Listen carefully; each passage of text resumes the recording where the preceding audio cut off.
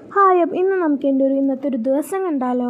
അങ്ങനെ രാവിലെ എണീച്ച പാടെ തന്നെ പല്ലേച്ച് ഒന്ന് ഫ്രഷ് ആവാമെന്ന് വിചാരിച്ചു. കാരണം എന്താണെന്ന് വെച്ച് കഴിഞ്ഞാൽ ഇന്ന് നമുക്ക് ഓപ്പൺ ഹൗസ് ഉണ്ട്. സ്കൂളിലെ എക്സാമിൻ്റെ മാർക്ക് അറിയാൻ പോകുകയാണ് ഗായ്സ്. അപ്പോൾ എനിക്ക് അത്യാവശ്യം ചെറിയ ടെൻഷനൊക്കെ ഉണ്ട്, എന്നാലും എനിക്കിപ്പോൾ അധികം പേടില്ല, അങ്ങനെ ചെറിയൊരു ടെൻഷനുണ്ട്.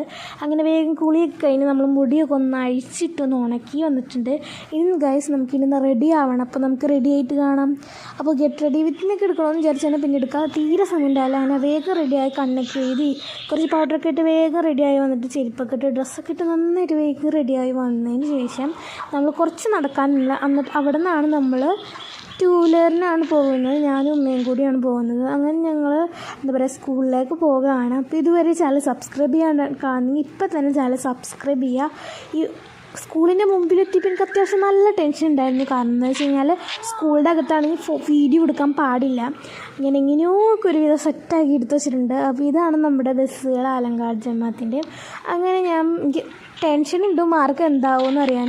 അങ്ങനെ വേഗം എൻ്റെ ക്ലാസ്സിലൊക്കെ കയറി അങ്ങനെ മാർക്കൊക്കെ കിട്ടി. എനിക്ക് ഭയങ്കര സന്തോഷമായി. മാർക്ക് റിവീലിംഗ് വീഡിയോ ഞാൻ ഡിസ്ക്രിപ്ഷനിൽ ഇട്ടേക്കാം. അങ്ങനെ സ്കൂളിൽ നിന്നൊക്കെ വന്ന് മിസ്മാരൊക്കെ നല്ല അഭിപ്രായമാണ് എന്നെപ്പറ്റി പറഞ്ഞത്. കുറച്ച് വീഡിയോസൊക്കെ എടുക്കാനുണ്ടായിരുന്നു. അങ്ങനെ കുറച്ച് റീൽസൊക്കെ എടുത്തു. അതിന് ശേഷം പിന്നെ നമ്മൾ ഫുഡ് കഴിക്കായിരുന്നു. ഉച്ചക്കലത്തെ ഫുഡ് ഊണായിരുന്നു. നമ്മൾ കടയിൽ നിന്ന് പാർസൽ വാങ്ങിച്ചിട്ടുണ്ടായിരുന്നു കേട്ടോ ഗൈസ്.